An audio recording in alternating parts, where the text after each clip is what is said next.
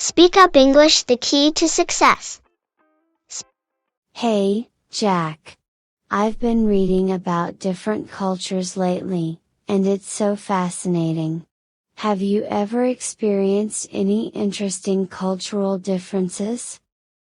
Hey, Lily. Oh, definitely. When I was in Japan, I learned that it's considered rude to tip at restaurants. It's so different from here where tipping is expected. Really? That's interesting. I remember when I visited India, people ate with their hands. At first, it felt strange, but then it seemed so natural and fun. That sounds cool. Did you know in some Middle Eastern countries, it's customary to greet people with a kiss on both cheeks? I was so surprised the first time it happened to me. Haha, that must have been a shock. In Italy, I learned that it's polite to keep your hands on the table during meals but not your elbows. It's a mix of formality and relaxation. Speaking of meals, here's a joke for you. Why did the scarecrow become a successful chef? I don't know. Why? Because he was outstanding in his field. Haha, that's a good one. So, have you noticed any cultural differences closer to home? Yeah, actually, when I visited the southern United States, I was struck by how friendly and hospitable people were. Strangers would wave and say hello, which was a bit surprising at first. I've noticed that too. It's like a whole different world compared to big cities. Have you ever had any embarrassing cultural misunderstandings? Oh, definitely. In France, I tried to give a shopkeeper a thumbs up, but then I remembered it's considered rude there. I quickly switched to a smile and a nod. Haha, it's funny how something so innocent can have different meanings. In Thailand, I accidentally pointed my feet at someone, which is a big no-no. They politely corrected me, and I was so embarrassed. That's a tricky one. It's amazing how much we learn through these experiences, though. Have you picked up any customs that you've kept in your daily life? Yes. From my time in Spain, I fell in love with the idea of the siesta.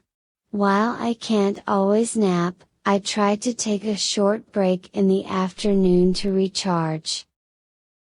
That sounds wonderful. I've adopted the Japanese concept of omotenashi, which is all about hospitality and making guests feel at home. I try to apply it whenever I have visitors. That's a great habit. Making people feel welcome is so important. Absolutely.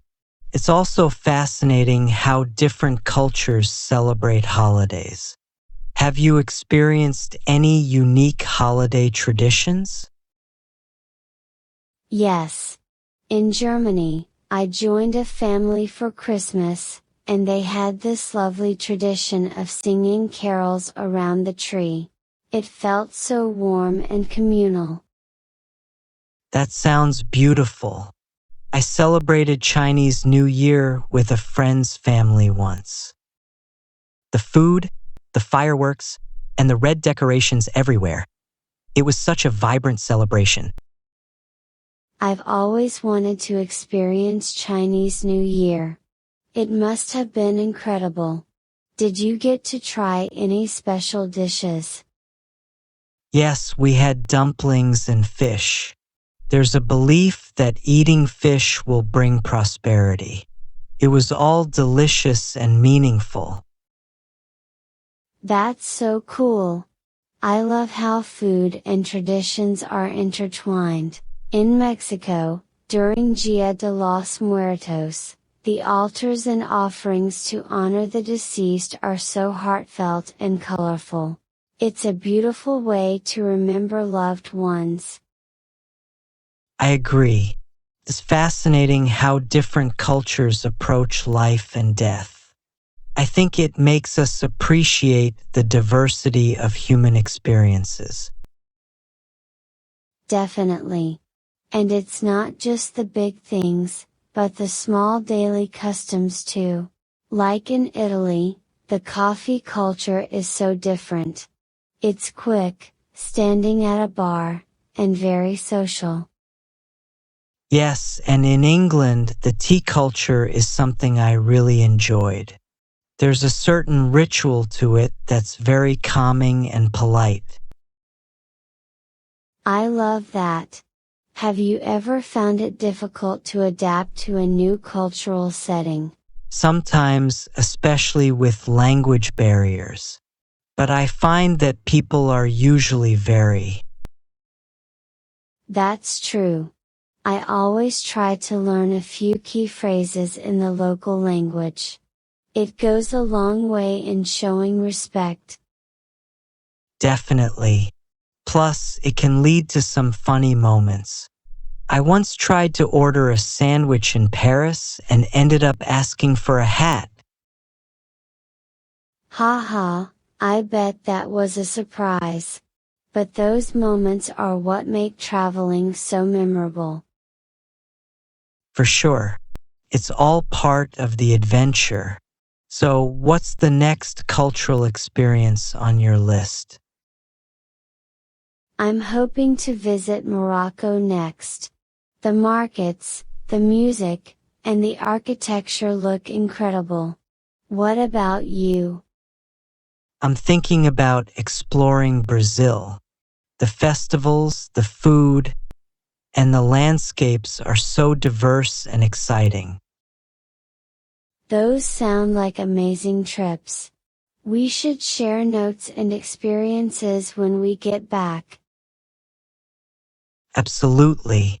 It's always great to learn from each other's adventures. Here's to more cultural discoveries and fun stories. Cheers to that, Jack. Can't wait for our next chat about our travels. Me neither, Lily. Talk soon. You know, Jack, this conversation has made me realize how much there is to learn from other cultures. It's like opening a new book every time you visit a different place. Absolutely. And it's not just about the big differences, but the little things too. Like, did you know that in South Korea, it's common to share food from the same plates? It really emphasizes the communal aspect of dining. That's so interesting. In many Western cultures, we're so used to having individual portions. It's nice to see how sharing food can bring people closer. Definitely. And speaking of bringing people closer, have you ever participated in any traditional dances from other cultures? Yes. In Greece, I joined a group dance during a festival. It was so lively and fun, and everyone was so welcoming. Have you? I tried salsa dancing in Colombia. Let's just say I have two left feet, but it was an amazing experience. The energy was infectious. Haha, I can imagine. Dance is such a joyful expression of culture. It's like learning a new language, but with your body. Well said. And speaking of languages, have you picked up any new ones during your travels? I've learned a bit of Spanish and some basic phrases in French. It's fun trying to communicate in a new language, even if I make a lot of mistakes. I've picked up some Japanese and a bit of Italian. It's challenging, but locals really appreciate the effort. Plus, it's a great way to connect with people. For sure. It's those connections that make travel so enriching. Any plans for learning a new language next? I'm thinking about learning Portuguese, especially if I go to Brazil. What about you? I might try Arabic. It's such a beautiful language, and it would be amazing to use it if I visit Morocco. That's a great idea. It's so rewarding to immerse yourself in a culture through its language. Absolutely. And it's not just about the language or customs, but understanding the values and perspectives that shape a culture. It really broadens your horizons. Agreed. It makes you more open-minded and appreciative of the diversity in the world. So true. Here's to more travels, more learning, and more cultural experiences. Cheers to that, Lily. I look forward to our next adventure and sharing more stories. Me too, Jack. Until then, happy travels. Happy travels, Lily. Talk soon.